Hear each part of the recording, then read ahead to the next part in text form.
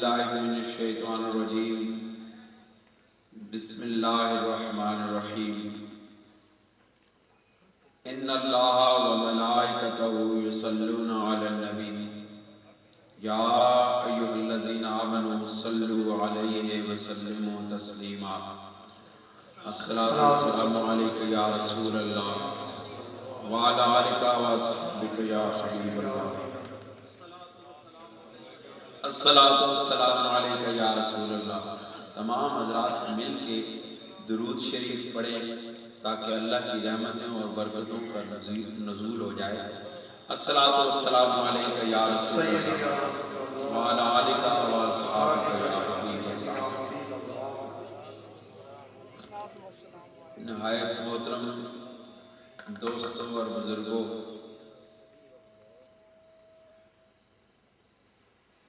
الحمدللہ ان نوجوان بچوں نے یہ خوبصورت محفل سجائی ہے۔ دعا ہے کہ اللہ کریم اپنے اور اپنے محبوب کے ذکر سے ان کے سینوں کو سجا دے۔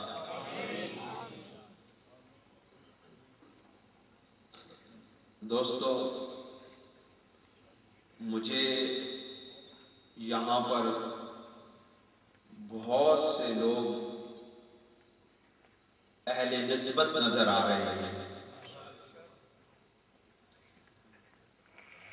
اور جب اہل نسبت کی محفل ہوتی ہے اس کا رنگ کچھ اور ہوتا ہے، اور بے نسبت لوگوں کے ہجوم کا رنگ کچھ اور ہوتا ہے۔ نسبت والے قلوب اور اذہان میں اللہ اور اس کے محبوب کی بات اتر جاتی ہے، جبکہ بے نسبت لوگوں سے کے دلوں سے اللہ اور اس کے رسول کے بات اتر جاتی ہے۔ نہیں سمجھے بات؟ کہ صاحبان نسبت کے دلوں میں اللہ اور اس کے رسول صلی اللہ علیہ وسلم کی بات ان کے دلوں میں اتر جاتی ہے، اور بے نسبت لوگوں کے دلوں سے اتر جاتی ہے۔ دوستو، آج میں نے قرآن مجید کی جن آیات کا بیان آپ کے سامنے پیش کرنا ہے، یقیناً وہ ایک بہت نازک مضمون ہے، اور اس سے پہلے آپ نے جب کبھی اس سورہ مبارکہ کو پڑھا ہوگا اور اس کا ترجمہ آپ کی نگاہوں سے گزرا ہوگا، تو بہت سارے لوگ اس مقام پر آ کر ترجموں کو پڑھ کے دل گرفتہ ہو جاتے ہیں۔ بلکہ میں آپ کو اپنا ایک واقعہ سناتا ہوں کہ میں جس وقت تعلیم بھی حاصل کر رہا تھا اور ملازمت بھی کر رہا تھا، تو ہمارے ساتھ ایک لڑکا تھا، وہ اہل حدیث مکتب فکر سے تعلق رکھتا تھا۔ اس نے جب ایک مرتبہ ذکر چھڑا سرور دو عالم صلی اللہ علیہ وسلم کا، تو اس نے انہی آیات کا حوالہ دے کے یہ کہا تھا کہ اللہ نے حضور علیہ السلام کو نعوذ باللہ من ذالک ڈانٹ پلائی۔ یہ بات اس وقت سے لے کر کے بڑے عرصے تک میرے دل کے اوپر گانٹھ بن کے اور ایک بڑا عجیب سا جملہ میرے دل پر نقش ہو گیا، اور پھر میں اس تلاش میں نکلا کہ ان آیات کا صحیح مفہوم سمجھ آ جائے۔ اس لیے جب آپ کو اللہ کے قرآن کی کوئی بات سمجھ نہ آئے تو کبھی مایوس نہ ہونا، دل امیدوار رکھنا، اللہ رب العزت کسی نہ کسی مقام پر وہ گرہ کشائی فرما دیتے ہیں۔ تو اللہ رب العزت نے اس مقام پر آ کر کے، اور یہ بڑا عرصہ لگا ہے مجھے کوئی 20-25 سال کے بعد اللہ رب العزت نے اس ورقے کو کھولا ہے۔ شاید آپ میں سے ایسے لوگ موجود ہوں گے جو بہت پہلے اس مقام پر پہنچے ہوں گے اور جنہوں نے بہت پہلے اس چیز کو سمجھ لیا ہوگا، لیکن میں اپنے ایک وہ کم علم آدمی کی بات آپ کو سنا رہا ہوں کہ مجھے اس عقدہ کشائی کے اندر 20-25 سال لگ گئے ہیں۔ تو اب جا کے جب میرا ذہن اس معاملے کے اوپر صاف ہوا ہے تو میں نے سوچا کہ یا اللہ، تو نے جب میرے اوپر مہربانی کی ہے تو کیوں نہ میں یہ بات ان لوگوں تک پہنچا دوں تاکہ ہو سکتا ہے کہ کسی کی دعا میری آخرت میں کامیابی کا باعث بن جائے۔ ڈاکٹر صاحب، آپ نے بھی یہ قرآن مجید کی آیات پڑھی ہوگی۔ اللہ رب العزت ارشاد فرماتے ہیں عبسا وتولا۔ یہاں عمومی طور پر یہ ترجمہ کیا جاتا ہے کہ اس نے تیوری چڑھائی اور رخ کو موڑ لیا۔ رسول اللہ صلی اللہ علیہ وسلم کے بارے میں یہ ترجمہ کیا جاتا ہے کہ اس نے تیوری چڑھائی اور رخ موڑ لیا، لیکن قرآن کے معنی کے شناور لوگ، قرآن کے معنی کے اندر اتر جانے والے لوگ کہتے ہیں کہ اے لوگوں، تم نے قرآن کے لفظوں میں ڈوب جانا سیکھا ہی نہیں ہے۔ ارے عبسا غائب کا صیغہ ہے، اور جب کوئی محبوب اپنے محبوب کو مخاطب کرنا چاہتا ہے تو وہ کہتا ہے کہ ہمارا کوئی ایک ایسا محبوب ہے جو ناراض ہو گیا ہے۔ عبسا، اے میرے محبوب، تو اپنے غلام سے ناراض ہو گیا۔ اب واقعہ یہ ہوا تھا کہ کچھ کفار، ابتدائی زمانہ ہے دعوت اسلام کا، اور چند رؤسائے قریش میرے آقا علیہ السلام کی بارگاہ میں چند سوالات لے کر آئے تھے، اور ان کا مقصد رسول اللہ کی اطاعت نہ تھا، ان کا آنے کا مقصد کچھ اور تھا۔ ان کے آنے کا مقصد رسول اللہ کی آزمائش تھی، ان کا آنے کا مقصد اسلام کے قبول کرنے کا مقصد نہیں تھا، بلکہ ان کے آنے کا مقصد یہ تھا کہ ہم رسول اللہ صلی اللہ علیہ وسلم سے بات چیت کر کے، گفت و شنید کر کے کوئی فوائد ایسے حاصل کر لیں کہ رسول اللہ صلی اللہ علیہ وسلم ہمارے بتوں کو برا بھلا کہنے اور ان کی نفی کرنے سے باز آ جائے۔ اور ادھر ایک عاشق صادق حضرت عبداللہ ابن مکتوم رضی اللہ تعالیٰ عنہ، وہ حضور علیہ السلام کی بارگاہ میں تشریف لائے ادھر کفار بیٹھے ہوئے ہیں، ادھر ایک عاشق زار آ کے کھڑا ہو گیا ہے، ادھر کبر و نخوت سے بھرے ہوئے قلب بیٹھے ہیں، اور ادھر عاجزی اور انکساری لیے ہوئے ایک رسول اللہ کا عاشق آ کے کھڑا ہو گیا۔ وہ کہنے لگے کہ یا رسول اللہ مجھے دین کی بات بتائیں۔ اب رسول اللہ صلی اللہ علیہ وسلم کیونکہ رحمت للعالمین ہے، آپ نے کہا کہ یہ تو ایمان لا چکا ہے، حضرت عبداللہ ابن مکتوم تو ایمان لا چکے ہیں، اب زیادہ توجہ ان کی طرف چاہیے کہ جو ایمان لے کر کے نہیں آئے۔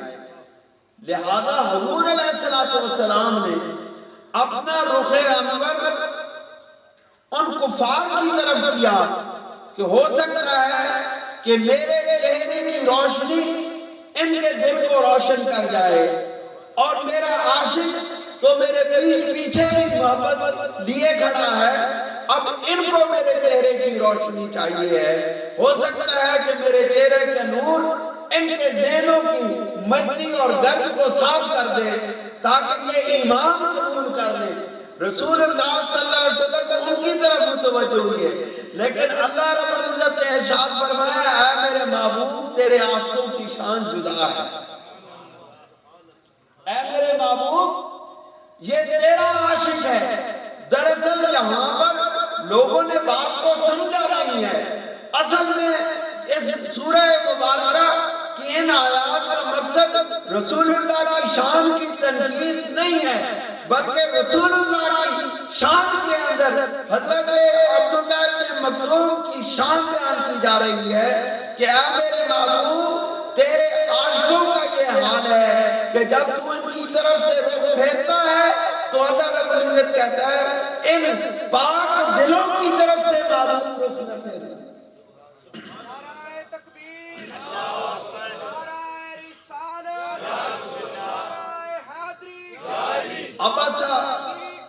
ابسا اے میرے محبوب کوئی ہمارا ایسا محبوب ہے جس کے چہرے پر ناگواری کے آثار نمودار ہوئے ہیں۔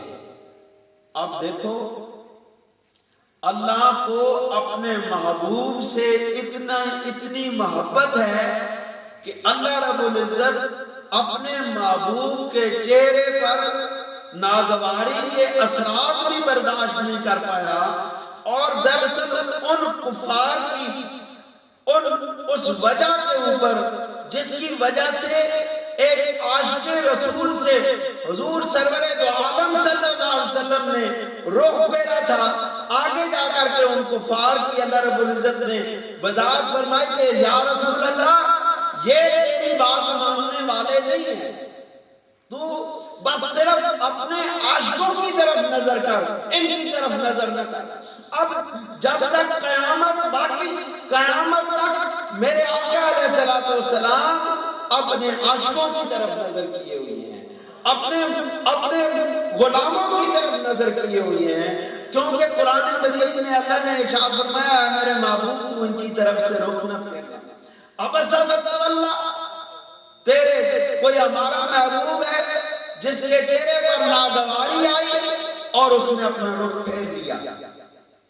انجاہ العامہ کہ جب اس کے پاس ایک اندھا شخص آیا تھا، دراصل اللہ رب العزت نے ارشاد فرمایا مومن اندھا نہیں ہے۔ یہاں صوفیاء کرام لکھتے ہیں کہ جو حضرت عبداللہ ابن مکتوم رضی اللہ تعالیٰ عنہ کو اللہ رب العزت نے اندھا فرمایا ہے، یہ دراصل اس کو اندھا نہیں کہا جا رہا، کیونکہ اللہ رب العزت خود ارشاد فرماتا ہے قرآن مجید میں کہ یہ جو کفار ہیں لا تعمل ابصار بلکن تعمل قلوب التي في الصدور، کہ یہ ان کفار کی آنکھیں اندھی نہیں ہیں بلکہ ان کے دل اندھے ہیں جو ان کے دلوں کے اندر ہوتے ہیں۔ اس لیے اندھا پن انسانوں کی آنکھوں میں اندھا پن نہیں ہوتا، بلکہ اندھا دراصل وہ ہوتا ہے جس کا دل اندھا ہوتا ہے۔ قرآن نے آنکھوں کی بینائی کو روشنی اور بینائی نہیں کہا، بصارت نہیں کہا، بلکہ دل کی بصیرت کو بصارت کہا ہے۔ اس لیے اللہ رب العزت نے کہا کہ انجاءہ العامہ، جب اے میرے محبوب کے جب اس کے پاس ایک اندھا آیا، اس کا یہ مطلب ہے کہ اے میرے محبوب اس کا دل روشن تھا کیونکہ وہ ایمان والا تھا، اس کی آنکھیں نہیں تھی۔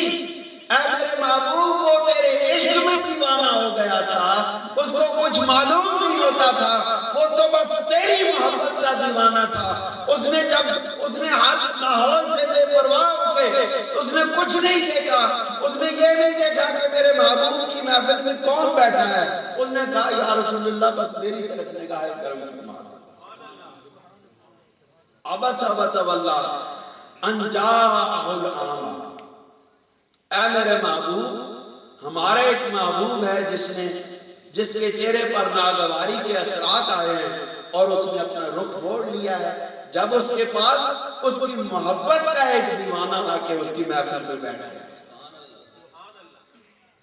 اللہ رب العزت ارشاد فرماتے ہیں وَمَا يُدْرِيكَ لَعَلَّهُ يَزَّكَّىٰ، اور اے میرے محبوب کیا معلوم کہ تیری ایک نگاہ سے اس کے دل کا تزکیہ ہو جاتا ہے۔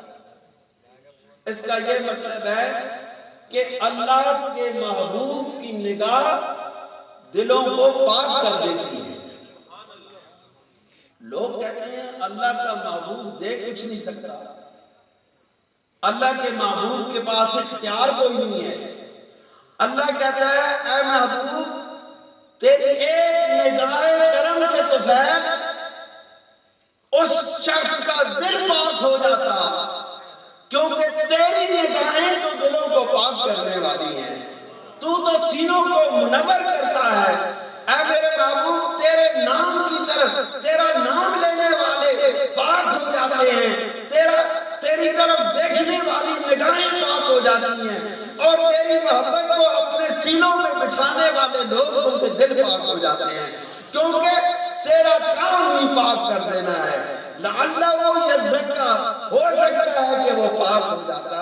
میرے محبوب اس کا یہ مطلب ہے کہ جس طرف رسول اللہ دیکھ لیتے ہیں وہ ساری چیزیں پاک ہو جاتی ہیں۔ او یذکر فتنفع ذکرہ، یہاں وہ نصیحت سنتا۔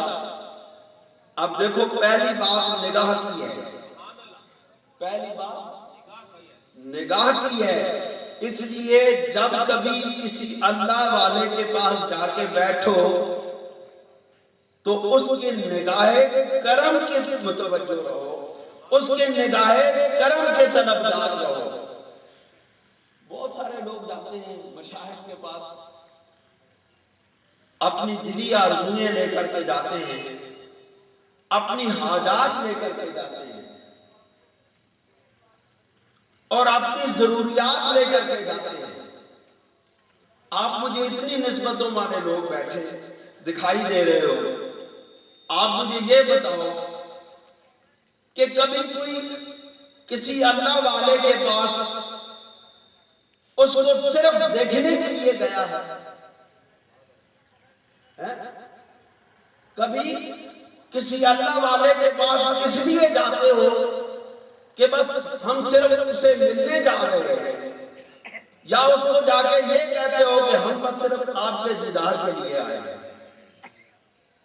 یہ بات میں اس لیے کہہ رہا ہوں کہ ایک صوفی، ایک بہت بڑے صوفی نے یہ فرماتے ہیں کہ جب کوئی بندہ اپنے شیخ کے پاس حاجات لے کر کے جاتا ہے، اپنی ضروریات لے کر کے جاتا ہے، اپنی بیماریوں کی شفا طلب کرنے کے لیے جاتا ہے، تو اللہ رب العزت کہتا ہے یہ میرے بندے کو ملنے تو نہیں آیا، یہ تو اپنی حاجتیں لینے آیا ہے، یہ تو اپنی خواہشات کی تکمیل کے لیے آیا ہے، یہ میرے بندے کو ملنے نہیں آیا، یہ میرے بندے میں سے کچھ حاصل کرنے آیا ہے، بندے کو اللہ کی محبت سے دیکھنے نہیں آیا۔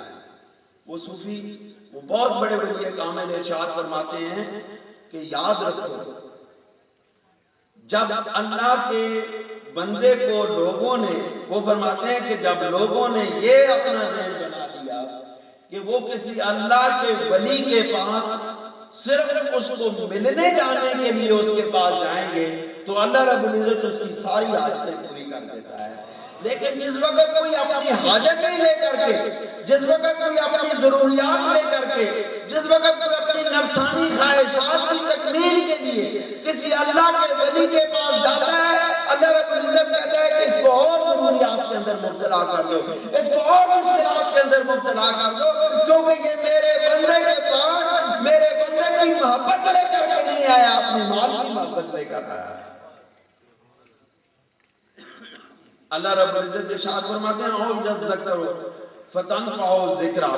پہلی بات نگاہ کی کہ نگاہ کے طلبگار کون ہیں، پھر کہا اگر نگاہ کے طلبگار بن کے نہیں آتے ہو میرے محبوب کے پاس تو پھر اس انداز میں آؤ کہ محبوب کی بات سن کے ہو سکتا ہے تو انہیں کو فائدہ مل جائے.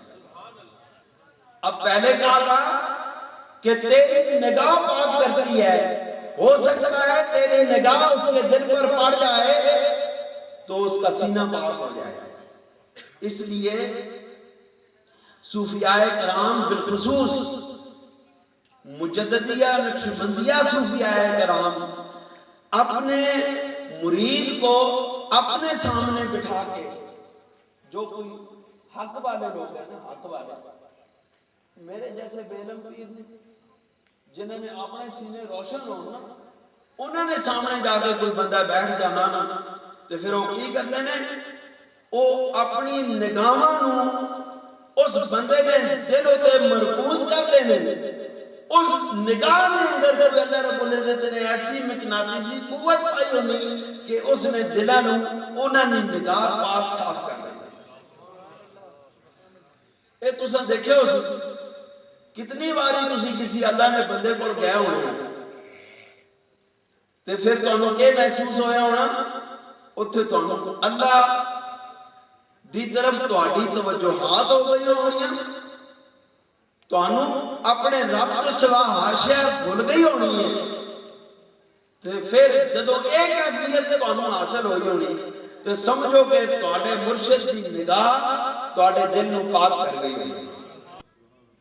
اللہ رب العزت ارشاد فرماتے ہیں اما من استغنا، لیکن جو کوئی بے پرواہی کرتا ہے، اے میرے محبوب جو تو تیرا غلام بن کے آتا ہے اس کے لیے تو تیری ایک نگاہ کرم کافی ہے، لیکن اے میرے محبوب جو تجھ سے بے پرواہی کرتا ہے، اس کا یہ مطلب ہے کہ اللہ کے محبوب کی غلامی اختیار کرو، اللہ کے محبوب کی غلامی سے بے پرواہی اختیار نہ کرو.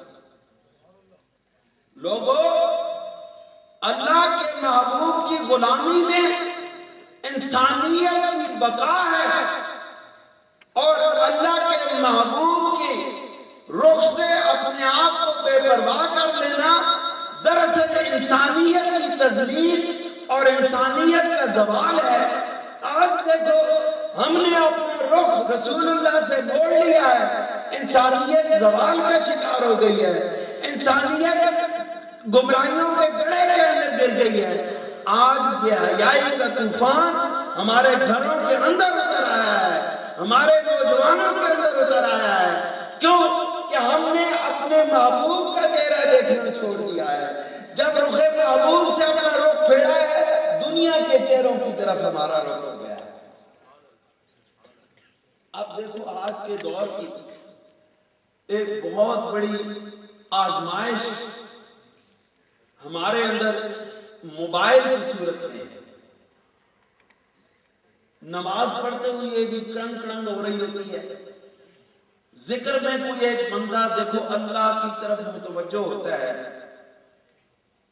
جب وہ اپنا رابطہ بڑی مشکل سے اس پرفتن دور کے اندر وہ بڑی مشکل سے بڑی جدوجہد کے بعد اپنا رابطہ جب اپنے رب سے جوڑ لیتا ہے تو ادھر پاس بیٹھے ہوئے شخص کی گھنٹی بجتی ہے اور ساز بجتا ہے اور اس کا رابطہ اپنے رب سے توڑ دیتا ہے. دیکھو دوستو، ٹھیک ہے بہت سہولیات ہیں، ہر وقت رابطہ ہوتا ہے، لیکن اس کو اپنا اوڑھنا بچھونا نہ بناؤ، اس کو ضرورت کے وقت استعمال کرو، اس کو بے حیائی کے لیے اور برائی کے لیے استعمال نہ کرو۔ اللہ رب العزت ارشاد فرماتا ہے کہ جو لوگ میرے محبوب تجھ سے رخ موڑ لیتے ہیں فَأَنْتَ لَهُ تَصَدَّى، تو تم اس کی طرف زیادہ توجہ کرتے ہیں، آپ زیادہ متوجہ ہوتے ہیں ان لوگوں کی طرف جو آپ سے رخ موڑتے ہیں۔ اس کا یہ مطلب ہے کہ اللہ اپنے محبوب کو یہ بتا رہے ہیں کہ اے میرے محبوب، جو تیری طرف اپنا رخ نہیں کرتے تو بھی ان کی طرف اپنا رخ نہ کر، بلکہ اپنا رخ اپنے عاشقوں اور اپنے غلاموں کی طرف موڑ دے، کیونکہ یہی تجھ سے فائدہ اٹھانے والے ہیں، یہی تیری نگاہ کرم کے طلبگار ہیں۔ جو تیری نگاہ کرم کے طلبگار نہیں ہے ان کا تجھ سے کوئی واسطہ نہیں ہے، ان کو کچھ نہیں ملے گا۔ جن کو در مصطفیٰ سے کچھ نہیں ملے گا ان کو اللہ رب العزت کی بارگاہ سے کچھ نہیں ملے گا، کیونکہ جو کچھ ملنا ہے حضور علیہ السلام کی نگاہ کرم سے مل جائے گا، جو کچھ ملنا ہے دربار مصطفیٰ سے ملنا ہے۔ جس نے بھی یہ قرآن کی آیت کہتی ہے، جس نے اے میرے محبوب تیری طرف سے رخ پھیرا، تو بھی اپنی توجہات اس سے ہٹا لے۔ اس کا یہ مطلب ہے کہ کچھ پانے کے لیے اپنی توجہات کو رسول اللہ کی طرف موڑنا پڑے گا۔ طلب کی نگاہوں سے جب دربار مصطفیٰ کی طرف دیکھو گے، جب گنبد خضرا کے ساتھ اپنا تعلق استوار کرو گے تو پھر نگاہ کرم متوجہ ہوگی اور آپ کے گھر بھی پاک ہو جائیں گے، آپ کے سینے بھی پاک ہو جائیں گے، آپ کے گھروں کے اندر اللہ اپنی رحمتوں کے بادل برسا سکتے ہیں۔ اب ہمارے گھروں کے اندر کیوں نہیں سکون ہے؟ ہمارے دلوں کے اندر کیوں سکون نہیں ہے؟ اس کی وجہ یہ ہے کہ ہماری توجہات اللہ کے محبوب سے ہٹ کے دنیا کی مرغوبات کی طرف ہو گئی ہے۔ دنیا کی مرغوبات سے توجہ ہٹا کے اللہ کے محبوب کی طرف توجہ کرو گے، اللہ کا محبوب کی نگاہ کرم تمہاری طرف متوجہ ہوگی۔ یقین جانو گنبد خضرا سے اللہ کی رحمتوں کا نزول ہو رہا ہے، اللہ کی رحمتیں تقسیم ہو رہی ہیں، بس اپنا ریسیور سیدھا کر لو، اللہ رب العزت کے محبوب کی لہریں تمہارے دلوں کے اندر اتر جائیں گے۔ اصل مسئلہ یہ ہے، آج کے دور کا سب سے بڑا مسئلہ یہ ہے کہ ہم سارے مل کے اپنے دل کو اس قابل بنا لیں کہ یہ مدینہ بننے کے قابل ہو جائے، یہ مسکن محبوب بننے کے قابل تو کرو۔ محبوب کو بلاتے ہو اس گندگی کے ڈھیر پر، رسول اللہ کی محبت دل میں بساتے ہو لیکن اندر گندگی بھی پھیلا رکھی ہے۔ رسول اللہ کا ذکر تو پاک ہے، محبوب کی ذات تو پاک ہے، وہ پاک ذات اس گندگی کے ڈھیر کے اندر نہیں آتی۔ اس پاک ذات کو اپنے دل میں بسانا چاہتے ہو تو اس کو پہلے پاک کرو۔ تو دوستو اللہ رب العزت ارشاد فرماتے ہیں وَمَا عَلَيْكَ أَلَّا يَزَّكَّى، حالانکہ تمہارے اوپر اے میرے محبوب یہ ذمہ داری نہیں ہے کہ تو کافروں کو پاک کرے۔ اب کیا پہلے مومن کا کہا کہ تیری ایک نگاہ کرم اس کے دل کو پاک کر دے گی، جو رخ موڑنے والے ہیں ان سے کہا میرے محبوب ان کے پاک کرنے تیری ذمہ داری نہیں ہے، بس تیری ذمہ داری ہم نے تیری سپردگی میں اپنے مومن بندے کیے ہیں، ان کو قیامت تک اپنے پاس لے کے چلنا، روز محشر بھی ان کو اپنے ساتھ رکھنا اور وہاں بھی ان کے اوپر اپنی رحمتوں اور کرم نوازیاں کرتے رہنا۔ ہم نے یہ مومن تیرے سپرد کیے ہیں، کافر ہم نے اپنے ہاتھ میں لے لیا ہے، ان کو سیدھا کرنا ہماری ذمہ داری ہے، مومنوں کو اپنے دل میں بسانا تیری ذمہ داری ہے۔ وَأَمَّا مَنْ جَاءَكَ يَسْعَىٰ، لیکن اے میرے محبوب جو تیرے پاس دوڑتے دوڑتے آتا ہے، وَأَمَّا مَنْ جَاءَكَ يَسْعَى، اے میرے محبوب جو تیرے پاس کوشش کر کے آتا ہے، جو تیرے پاس دوڑ دوڑ کے آتا ہے، لوگوں پھر کیوں کہتے ہو کہ رسول اللہ کے پاس جانا قرآن میں کہیں نہیں لکھا؟ مدینے جانے کا قرآن میں اور کہیں ذکر نہیں ہے، لیکن یہ تو آیت پڑھو، اللہ رب العزت ارشاد فرماتے ہیں وَأَمَّا مَنْ جَاءَكَ يَسْعَىٰ، جو پوری کوشش لگا کے میرے محبوب تیری بارگاہ میں آتا ہے۔ اس سے یہ معلوم ہوا کہ مدینے جانا، دربار مصطفیٰ پر حاضر ہونا، یہ قرآن کا حکم ہے۔ لوگوں، مدینے جانے سے اللہ نے نہیں روکا، مدینے جانے سے اللہ کے محبوب نے نہیں روکا، بلکہ اللہ تو اس کی صفت کر رہا ہے جو دوڑ کے محبوب کے قدموں میں جا کے رہا ہے۔ وَأَمَّا مَنْ جَاءَكَ يَسْعَىٰ، لیکن جو شخص تمہارے پاس دوڑ دوڑ کے آتا ہے، وَهُوَ يَخْشَىٰ، اور وہ اپنے رب سے ڈرنے والا ہے۔ اس کا یہ مطلب ہے کہ مدینے وہ جاتا ہے جو اللہ سے ڈرنے والا ہے، محبوب کے پاس وہی جاتا ہے جو اللہ رب العزت سے ڈرنے والا ہے، جس کے دل کے اندر اللہ کا خوف ہے، اس کو معلوم ہے کہ میں دربار مصطفیٰ پہ نہیں گیا تو میرا کام نہیں بنے گا، مجھے ایمان کی دولت نہیں ملے گی جب تک میں مصطفیٰ کے دربار پہ حاضر نہیں ہوں۔ وَهُوَ يَخْشَىٰ، اور وہ اپنے رب سے ڈرتا ہے۔ فَأَنْتَ عَنْهُ تَلَاهَا، تو تم اس سے بے رخی برتتے ہیں۔ اس کا یہ مطلب ہے کہ اے میرے محبوب، آپ اس شخص سے بے رخی نہ برتیں جو تیری طرف دوڑ دوڑ کے آتا ہے، جو تیرے روضہ اقدس پر آ جاتا ہے، اس کی طرف سے بے رخی نہ کرنا، اس کی طرف رخ کر لینا، اور جو تیری طرف نہیں آنا چاہتا اس کی طرف تمہاری توجہ جانے دینے کی ضرورت نہیں۔ اللہ رب العزت ارشاد فرماتے ہیں تو تم اس سے بے رخی کرتے ہو، اے میرے محبوب، حالانکہ وہ تیرا عاشق صادق ہے، وہ بے رخی کرنے کے قابل نہیں ہے، وہ تو تیرا رخ مانگتا ہے۔ کلا انہا تذکرہ، ہرگز نہیں، بلکہ بے شک قرآن تو سراپا نصیحت ہے۔ قرآن تو سراپا نصیحت ہے۔ قرآن آپ کو اپنے محبوب کا احترام سکھاتا ہے، قرآن آپ کو اپنے محبوب کو منانے کے طریقے سکھاتا ہے، قرآن آپ کو اپنے محبوب کی غلامی کے انداز سکھاتا ہے، قرآن آپ کو اللہ کے محبوب کو اپنے سینے میں اتارنے کے طریقے سکھاتا ہے کہ کس طرح اپنے اللہ کے محبوب کو راضی کیا جاتا ہے، اور وہ کون سے طریقے ہیں جس سے اللہ کا محبوب راضی ہوتا ہے۔ فمن شاء ذکر،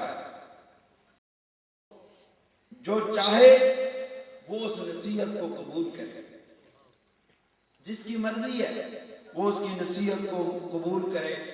فی صحف مکرمہ، یہ قرآن جو ہے یہ پاک صحیفوں میں لکھا ہوا ہے، مکرم صحیفوں میں لکھا ہوا ہے۔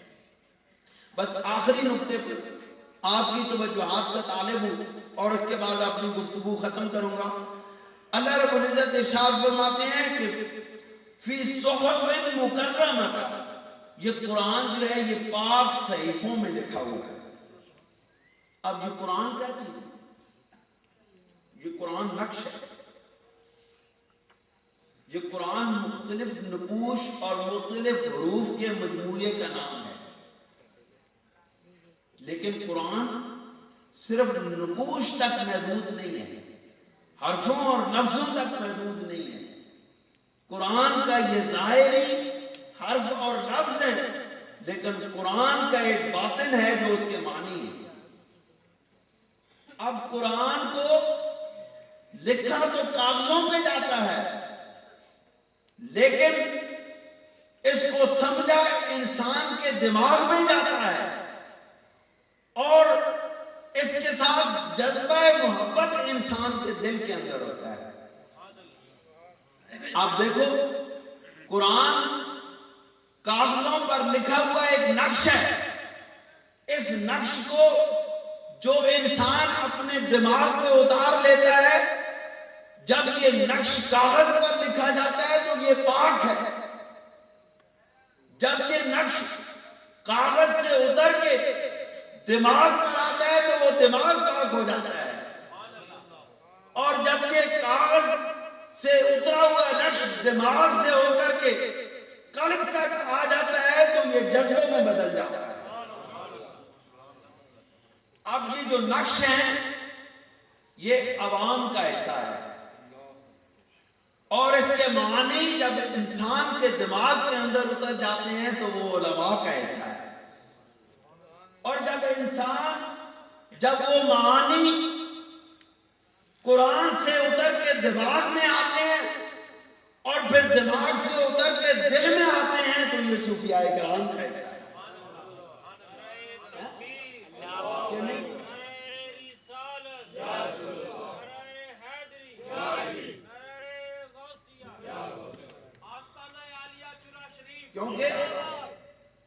کیونکہ تلاوت کلام اور ہے، معنی کلام اور ہے، جذبہ کلام اور ہے. اب تلاوت کلام میرے جیسے عوام کا حصہ ہے، قرآن کے معنی کو سمجھنا علماء کرام کا حصہ ہے، قرآن کے معارف کو سمجھنا اہل جذبہ اور صوفیاء کرام کا حصہ ہے. یہ ہر حصے بدل جاتے ہیں. اب دیکھو دوستو، ان دفاتین کے اندر یہ قرآن رکھا ہوا ہے، آپ اس قرآن کو چومتے ہو. جب یہ قرآن مجید اس کے اندر ہوتا ہے آپ اس کو بوسہ دیتے ہو. جب یہ کسی دل کے اندر آ جاتا ہے تو آپ اس جسم کو چومتے ہو، اس کے ہاتھ کو بوسہ دیتے ہو. جب یہ کسی دماغ کے اندر آ جاتا ہے تو یہ آپ اس کا عزت اور احترام کرتے ہو.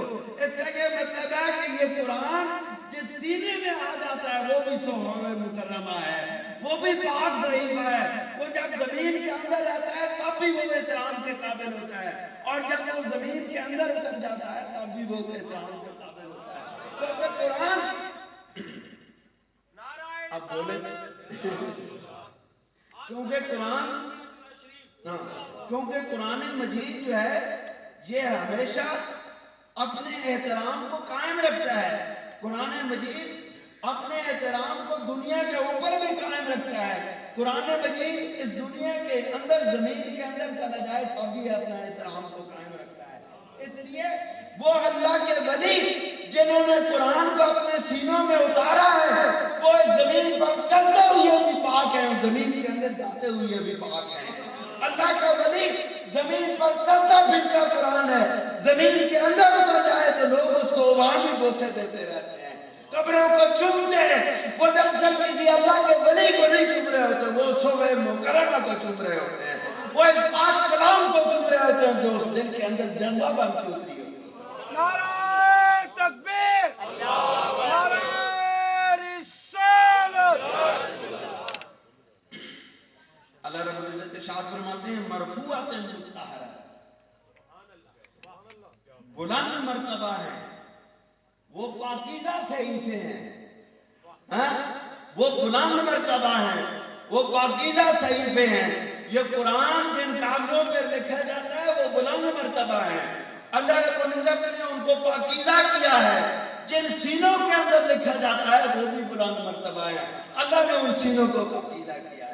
اس لیے یہ مطلب ہے کہ قرآن جب کاغذوں پر لکھا جاتا ہے اس کے مرتبے بلند ہوتے ہیں. جب یہ سینے میں اتر جاتا ہے وہ اس مرد کلندر کے سینے مرتبے بھی بلند ہو جاتے ہیں، وہ مرد مجاہد کے مرتبے بھی بلند ہو جاتے ہیں. اس کا یہ مطلب ہے کہ مجسم صورت میں جب قرآن انسان جب معنی کی صورت میں جذبے کی صورت میں قرآن انسان کے سینوں میں اتر جائے تو اللہ رب العزت اس کے مرتبے بھی بلند کر دیتا ہے. اس لیے آپ کو کہیں کسی نام سے اللہ کا ولی مرتبے اور بلندی میں نظر آتا ہے، کوئی کسی نام کی صورت میں ہے، دراصل انہوں نے قرآن کو اپنے سینے میں اتارا ہے، اللہ نے ان کے مرتبے کو بلند کر دیا ہے. بیعید سفرتن، ہاتھوں میں ہیں ایسے کاتبوں، یعنی وہ صحف مکرمہ جو ہیں وہ ہر کسی اہل غیرے کے پاس نہیں، وہ پاکیزہ کاتبوں کے ہاتھوں میں ہیں۔ وہ دل، وہ جن سینوں میں قرآن اترا ہے، وہ ہر اہل نااہل کے سینے میں نہیں اترتا، بلکہ ہر اہل کے سینے میں اترتا ہے۔ اللہ رب العزت ارشاد فرماتے ہیں کرام بررۃ، جو معزز ہیں نیکوکار ہیں۔ اب کیا قرآن جن ہاتھوں سے لکھا جاتا ہے وہ بھی معزز اور پاک ہوتے ہیں، جن سینوں میں اترتا ہے وہ بھی معزز اور پاک ہوتے ہیں۔ اللہ رب العزت نے قرآن کے حوالے سے اپنے بندوں کے مرتبے کو کتنا بلند کر دیا ہے۔ اب ہے کوئی بندہ ایسا جو قرآن کے لفظوں کو اپنے دماغ میں بٹھا کے پھر اس کو اپنے سینوں میں بٹھا لے؟ لیکن دوستو یہ کس کے پاس سے آپ کو دولت ملے گی؟ یہ آپ کو اہل قرآن کے پاس سے دولت ملے گی، اہل ایمان کے پاس سے یہ دولت ملے گی، اور محبوب کے غلاموں کے پاس سے یہ دولت ملے گی۔ یہ آپ کو زبان سے تلاوت کرنے والے لوگ تو کروڑوں ملیں گے، لاکھوں ملیں گے، دماغ میں اتارنے والے لوگ آپ کو ہزاروں ملیں گے، لیکن سینوں میں اتارنے والے لوگ آپ کو کوئی کوئی ملے گا۔ اس لیے ایسے شخص کی تلاش کرو جس نے قرآن کو جذبہ بنا دیا، جو قرآن ایک جذب کی صورت میں، ایک جذبہ محبت کی صورت میں اس کے دل کے اندر اتر آیا ہے۔ جب یہ جذبہ محبت کی صورت میں انسان کے دل کے اندر اترتا ہے تو قرآن کے اندر اس کو محبوب خدا کی شان نظر آتی ہے۔ جب یہ صرف رسول اللہ کی تنقید کے لیے لوگ پڑھتے ہیں تو ان کو صرف نقوش قرآن نظر آتے ہیں، جو محبوب کی عزت و تکریم کے لیے پڑھتے ہیں یہ جذبہ محبت ان کے سینوں میں اتر کے ان کو دوام بخش دیتا ہے۔ وہ زمین کے اوپر رہتے ہوئے بھی معزز و مکرم ہوتے ہیں، زمین کے اندر چلے جائیں تب بھی معزز و مکرم ہوتے ہیں۔ یہ قرآن جو انہوں نے اپنے سینوں کے اندر اتار لیا ہے، اللہ رب العزت نے اس قرآن کی طفیل ان کو بلند مرتبے عطا فرما دیے ہیں۔ اس لیے اللہ کے رسول صلی اللہ علیہ وسلم نے ارشاد فرمایا کہ قرآن مجید کو پڑھنے والا حافظ قرآن قیامت کے دن اللہ رب العزت اس کو کہے گا یہ قرآن پڑھتا جا اور یہ جنت کے زینے طے کرتا چلا جا۔ جتنا جتنا وہ قرآن پڑھتا چلا جائے گا اللہ رب العزت اس کو بلند مقام عطا فرماتا جائے گا۔ اس لیے دوستو اگر دنیا کے اندر بلند مقام چاہتے ہو، عزت و آبرو چاہتے ہو، بلند مرتبے چاہتے ہو، اسلام کو غالب دین کے طور پہ دیکھنا چاہتے ہو تو قرآن کو اپنے سینوں اور دل و دماغ کے اندر اتار لو۔ وما علینا الا البلاغ المبین۔